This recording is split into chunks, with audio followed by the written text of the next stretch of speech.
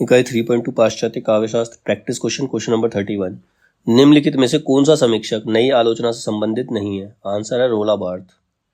Question number 32। निम्नलिखित ग्रंथों को उनके लेखकों के साथ सुमेलित कीजिए। तो पहला ग्रंथ है लिरिकल बैलेट्स, ये है वर्ड्सवर्थ का। बायोग्राफिया लिटरेरिया, ये कॉलरिज का है। एस्थेटिक्स, ये क्रोचे का है। और द फाउंडेशन ऑफ एस्थेटिक्स, ये रिचर्ड्स का ग्रंथ है। Question number 33। टी.एस. इलियट की आलोचना ग्रंथों का सही अनुक्रम क्या है? तो टी.एस. इलियट के आलोचना ग्रंथों का सही अनुक्रम है द सेक्रेड वुड, फिर एलिजाबेथियन एसेज, सेलेक्टेड एसेज, फिर essays ancient and modern. Question number 34। इनमें से कौन सा कथन सत्य है? तो जो सत्य वो है प्लेटो की दृष्टि आदर्श परक थी, अरस्तु की यथार्थ परक। Question number 35। कविता कवि व्यक्तित्व की अभिव्यक्ति नहीं, व्यक्तित्व से पलायन है, यह कथन किसका है? ये कथन टी.एस. इलियट का है। Question number 36। निम्नलिखित रचनाओं को उनके रचनाकारों के साथ सुमेलित कीजिए। पहली रचना है चर्च एंड स्टेट, ये है कॉलरिज की।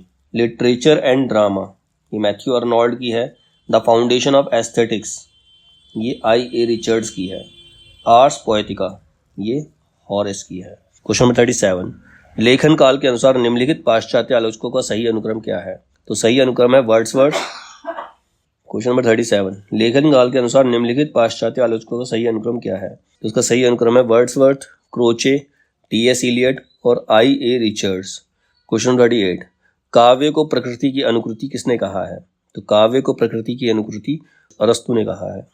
Question number 39। निम्नलिखित में से कौन सी रचना मैथ्यू अर्नोल्ड की नहीं है? तो आंसर है the cocktail party. The cocktail party जो है वो मैथ्यू अर्नोल्ड की रचना नहीं है। उनकी रचना कौन कौन सी इनकी रचनाएं हैं? Culture and anarchy, literature and drama, essays on church and state, ये तीनों उनकी रचनाएं हैं मैथ्यू अर्नोल्ड की। Question number 40। ऐतिहासिक दृष्टि से निम्नलिखित पाश्चात्य साहित्य चिन्हों का पूर्वापर अनुक्रम क्या है? तो आंसर है अरस्तु, कॉलरिज, मैथ्यू अर्नोल्ड और फिर टी.एस. इलियट। Question number 41। अरस्तु द्वारा रचित पोएटिक्स नामक ग्रंथ में कितने अध्याय हैं? तो पोएटिक्स नामक ग्रंथ में 26 अध्याय हैं, 26 अध्याय हैं इसके अंदर। Question number 42। निम्नलिखित में से कौन सा कथन मार्क्सवादी सिद्धांत के अनुकूल नहीं है? तो इसका आंसर है साम्यवादी व्यवस्था में भी राज्य तथा समस्त राजनीतिक और कानूनी ढांचे बने रहेंगे, ये मार्क्सवादी सिद्धांत के अनुकूल नहीं है। Question number 43। निम्नलिखित में से किसका संबंध उत्तर आधुनिकता से नहीं है? आंसर है रेमंड विलियम्स, इसका संबंध उत्तर आधुनिकता से नहीं है। Question number 44। निम्नलिखित में से कौन सी पुस्तक आई.ए. रिचर्ड्स द्वारा लिखित नहीं है? आंसर है notes towards the definition of culture. Notes towards the definition of culture, ये पुस्तक आई.ए. रिचर्ड्स द्वारा लिखित नहीं है। बाकी principle of literary criticism, practical criticism, Coleridge on imagination, ये तीनों पुस्तकें आई.ए. रिचर्ड्स की हैं। Question number 45। निम्नलिखित में से कौन से पश्चिमी विचारक 20वीं सदी में मौजूद नहीं थे?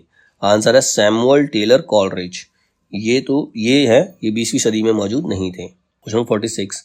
जन्म वर्ष के अनुसार पाश्चात्य विचारकों का सही अनुक्रम क्या है? आंसर है पहले सैमुअल टेलर कॉलरिज, उसके बाद मैथ्यू अर्नोल्ड, फिर ऑस्कर वाइल्ड, आई.ए. रिचर्ड्स।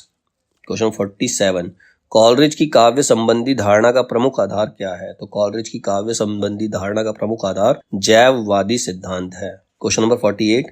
काव्य भाषा के संदर्भ में निम्नलिखित में से कौन सी मान्यता वर्ड्सवर्थ की नहीं है? आंसर भाषा में मिथक और बिंबों का प्रयोग होना चाहिए, ये मान्यता वर्ड्सवर्थ की नहीं है। Question number 49। निम्नलिखित ग्रंथों को उनके रचयिताओं के साथ सुमेलित कीजिए। तो पहला ग्रंथ है पैरी इप्सुस, ये लोजाइन्स की है। द सेक्रेड वुड, ये टी.एस. इलियट की रचना है। पोएटिक्स, ये अरस्तु की रचना है। बायोग्राफिया लिटरेरिया, ये कॉलरिज की रचना है। Question number 50। युग के अनुसार पिता का अधिकार जमाने के लिए लड़की की अपनी मां से प्रतिस्पर्धा को किस ग्रंथि के रूप में जाना जाता है? आंसर है इलेक्ट्रा ग्रंथि। Question number 51। अपने काव्य सिद्धांत की निर्मिति के लिए किस पाश्चात्य आचार्य ने सहजानुभूति की अवधारणा का सहारा लिया? आंसर है क्रोचे। Question number 52। निम्नलिखित में से टी.एस. इलियट की पुस्तकें कौन सी हैं?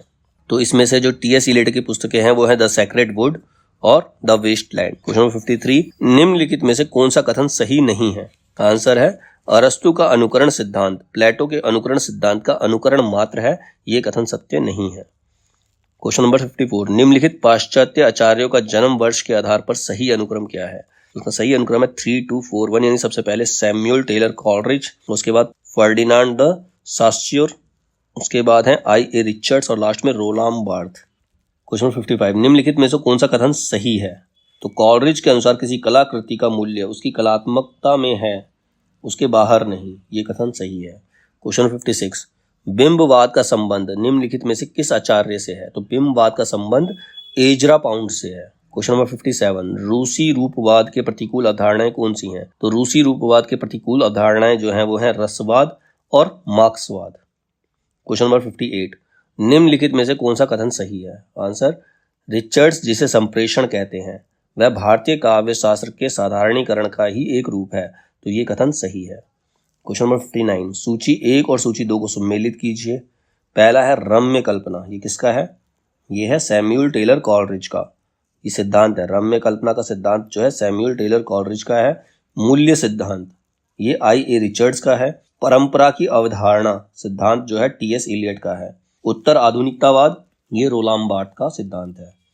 क्वेश्चन नंबर 60, अंडरस्टैंडिंग पोएट्री पुस्तक के लेखक कौन है? अंडरस्टैंडिंग पोएट्री पुस्तक के लेखक है क्लिंट ब्रूक्स। क्वेश्चन नंबर 61, सूची 1 और 2 को मिलाइए। पहले राइटर्स है, फिर उनकी बुक्स जो भी हैं। पहला है प्लेटो। प्लेटो की है इयॉन। Bismarck W.K.